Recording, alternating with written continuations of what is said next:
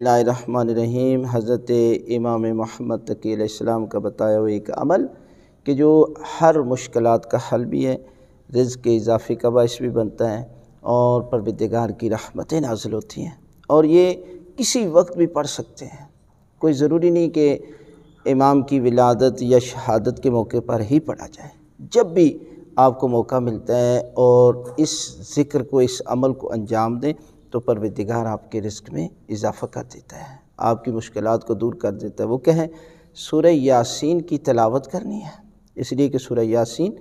قلب قرآن ہے۔ سورہ یاسین کی تلاوت کرنے کے بعد ہدیہ کرنا ہے حضرت امام محمد تقی علیہ السلام کو، ان کا واسطہ دے کر دعا مانگنی ہے۔ تو جس مسئلے کے لیے بھی آپ یہ سورہ یاسین کی تلاوت کرتے ہیں اور امام کا واسطہ دے کر دعا مانگتے ہیں تو خالق کائنات اس مسئلے کو حل کر دے گا، چاہے رزق ہو، چاہے مشکلات ہوں، چاہے کسی قسم کی کوئی حاجت ہو، خداوند عالم حضرت امام محمد تقی علیہ السلام کے صدقے میں آپ کی دعائیں جو ہے وہ قبول کرے گا۔